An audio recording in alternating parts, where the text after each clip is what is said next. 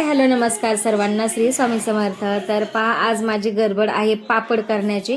तर पापड करायचे म्हटलं ना, तर उडद डाळ आणि मूग डाळीचे पापड करायचे म्हटलं की याला पीठ जे आहे तर अगोदरच तिंबून ठेवावं लागतं, जेणेकरून मग समजा 2 ते 3 तास जरी समजा ते पीठ भिजलं तर खूप छान असे पापड येतात.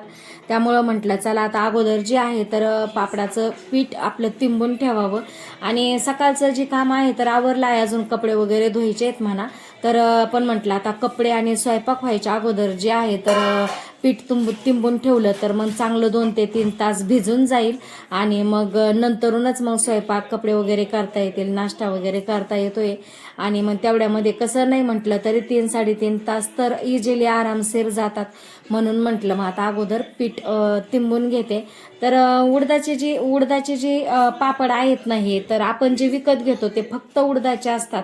आणि आपण जे घरी बनवतो ना, तर यामध्ये अर्धी उडदाची आणि अर्धी मुगाची असते. त्यामुळे मग काय होतं, जी पापड आहेत ना तर दाताला चिटकत नाहीत आणि मग ते विकतच्या पापडापेक्षा जे आहेत तर आपले घरचे पापडच चांगले लागतात. ते असे चिकटत नाहीत आणि काही नाही, अगदी व्यवस्थित मतलब चांगले लागतात.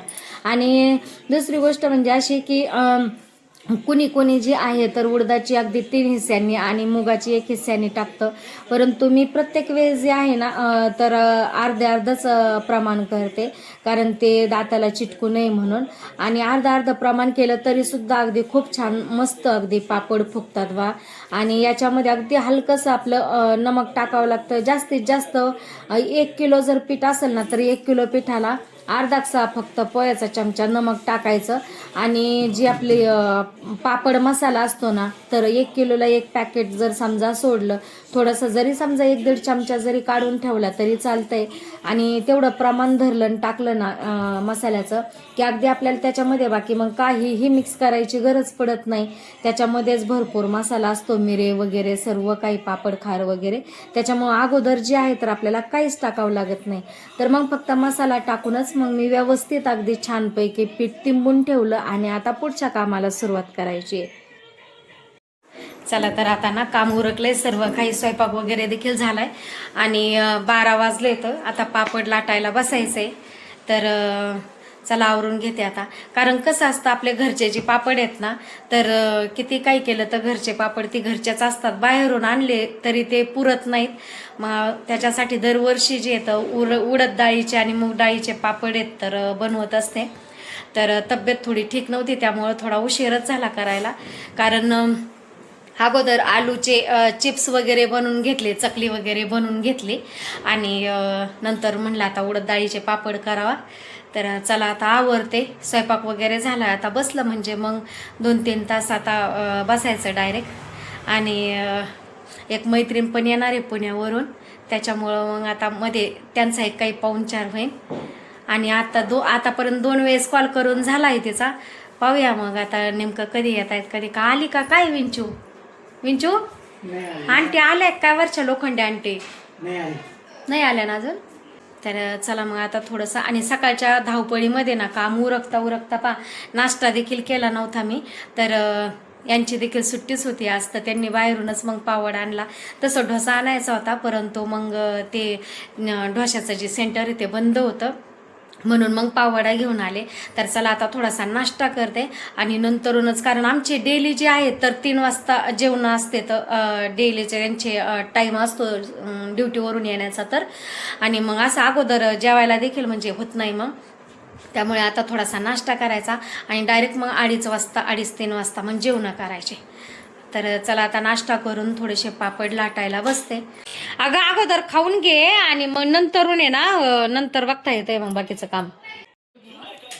तर सर्व मग आवरून झाल्याच्या नंतर पापड लाटायला बसले. अगोदर जे आहे ना तर मग अशा 43च लाट्या केल्या होत्या. आणि मग 43 पापड लाटून झाल्याच्या नंतर परत मग अशा लाट्या करून एकदा घेतल्या की मग लाटायला पटापट घेऊन बरं पडतंय. याला व्यवस्थित असं म्हणजे तेल लावून अगदी अशा छान लाट्या करून घेतल्या ना की मऊसूत मग पापड येतो. त्यामुळे मग अगोदर लाट्या केलेल्या बऱ्या पडत्या. आता तर मी 1 किलोचं पीठ तिंबिलं आहे तसं, कारण काय होतं मग एका दिवसामध्ये जे आहे ना तर आपल्याला 1 किलो भरपूर होऊन जातं. सकाळचे अगदी संध्याकाळचे कामं वगैरे बघून आहे तर मधल्या टायमामध्ये आपले 1 किलोचे पापड होऊन जातात मग व्यवस्थित. किती नाही म्हटलं तर 115 ते 120 पापड होऊन जातात. आणि तसं मैत्रीण आणि माझी जाऊबाई जे आहेत मोठ्या तर त्या देखील म्हटल्या होत्या की लाटू लागायला येतोत म्हणून. पण म्हटलं काही हरकत नाही, तुम्ही कामं पा म्हटलं तुमचे की मी लाटून घेईल. कारण काय होतं की आपले जे कामं आहेत ना तर कधी अपडाऊन होतं उरकायला देखील. आणि दुसरी गोष्ट मेन म्हणजे की थोडीशी व्हिडिओची एडिटिंग वगैरे हे देखील काम असतं. त्यामुळं मग त्या जरी लाटायला आल्या तर आपल्याला इतर देखील मध्ये मध्ये काम असतात. त्याच्यामुळे मग म्हटलं आपल्याला देखील डिस्टर्ब नको आणि त्यांना देखील त्रास नको. त्यामुळं म्हटलं की आपण जे आहे तर आपल्या हिशोबानेच लाटून घ्यावं. म्हणून मग 1 किलोचे पीठ तिंबिलं आणि आज 1 किलो पापडाचा बेत आहे. आता लसूण किती टाकेता मसाल्याला, किती घ्यायचा निसायला, किती अर्धा किलो टाकायचं आहे लसूण. असं काही भाव जाईल द्यायचा काय मग? आता माझं चाललंय तिथं नाही होत नव्हतं मग काय असं 2 वर्षाचा करून देतात काय 2 किलोचा?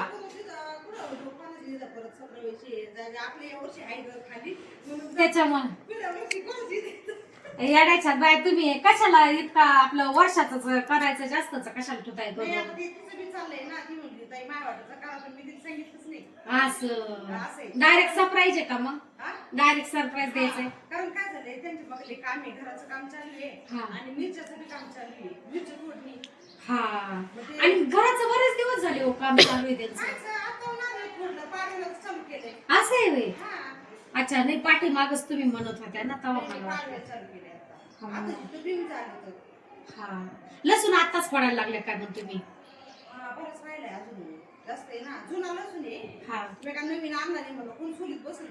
असं म्हणून मग जुनाच आपला ठीक आहे ठीक आहे.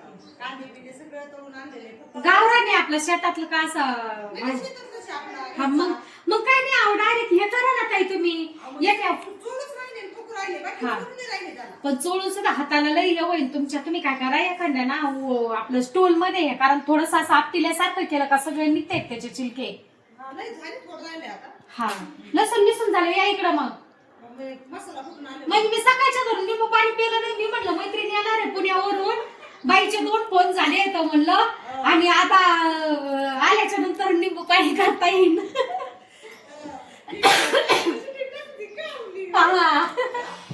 लसूण निसून झाल्यावर या. हा हा दुपारचं शक्यतो नाही कुटायची मग ती 3 वाजल्याच्या पुढे देईल तुम्हाला कुटायची तरी किती काय अर्ध्या तासात तर देईल कुठून. हा हा काय तसं तुम्हाला आता इकडून निघाल 5-6 वाजत असते. हा काम बिम सगळं काही बसत.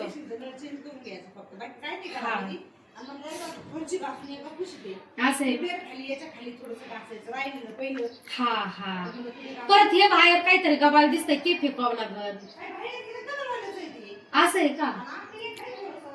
अहो त्या बकेटीत झाड याच्यामुळं कारण आहे ना हे जे तरी असे फुटत आहेत पण त्या बकेट मध्ये लय दिवस राहतात झाडे किती टिकत म्हणजे ती बकेट टिकती कवर पण 5-6 वर्ष तिला घोरच नाही. म्हणजे जर एकदा त्याच्यात झाड लावलं ना ऊन लागू काही लागू तरी 5-6 वर्ष त्या बकेटीला अजिबात काही होत नाही. तर जी पुण्याची मैत्रीण येणार होती तर ती पुण्याची मैत्रीण देखील आली. तर समोरच राहत होते ते अगोदर तर मग नंतरून गेले पुण्याला.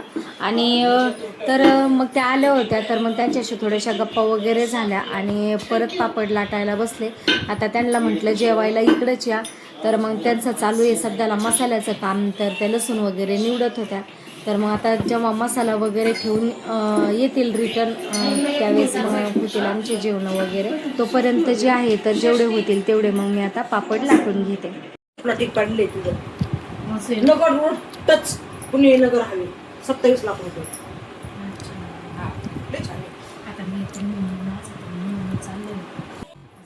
तर मग आम्हाला जेवायला पण भरपूर उशीर झाला होता. पूर्ण 3:30 वाजून गेले होते आणि मग जेवायला जे आहे तर आम्ही इकडे बेडरूममध्येच बसलो, कारण फौजी साहेब आहेत तर जेवण करून हॉलमध्ये झोपले होते. तसं त्यांना बेडरूममध्ये पाठवलं असतं, परंतु मग ताई म्हटल्या की राहू द्या, आपणच पाठीमागे जेवायला बसू, ते झोपले तर झोपू द्या. मग जेवण वगैरे करूच तर पार म्हणजे आम्हाला 4 वाजले होते. गप्पा गोष्टी जेवण वगैरे कसं असतं ना, आपल्या संगती म्हणजे जवळजवळ 10-12 वर्षाचा टाइम जे आहे तो आम्ही एकत्र काढला. आणि मग कसं असतं की एकदम आपलं घरच्यासारखे रिलेशन होतात, आणि मग नंतरून अचानक दुसरीकडे शिफ्ट व्हावं लागलं म्हणजे मग एक माणसाला थोडं वेगळंच वाटतं. तर असं हे येणं जाणं हे चालूच असतं. आणि चला तर मग आजचा जो व्हिडिओ आहे तर भरपूर मोठा झाला आहे. आजच्या व्हिडिओमध्ये एवढंच. आणि आजचा व्हिडिओ जर तुम्हाला आवडला तर नक्कीच व्हिडिओला लाईक आणि शेअर करा. चला तर मग भेटूया अशाच नवीन एका व्हिडिओमध्ये. तोपर्यंत तुम्ही करा चॅनलला सबस्क्राईब आणि कमेंट्स बॉक्समध्ये हजेरी द्यायला बिलकुलही विसरू नका. तोपर्यंत सर्वांना श्री स्वामी समर्थ. खाता खाता तेवढा झाला.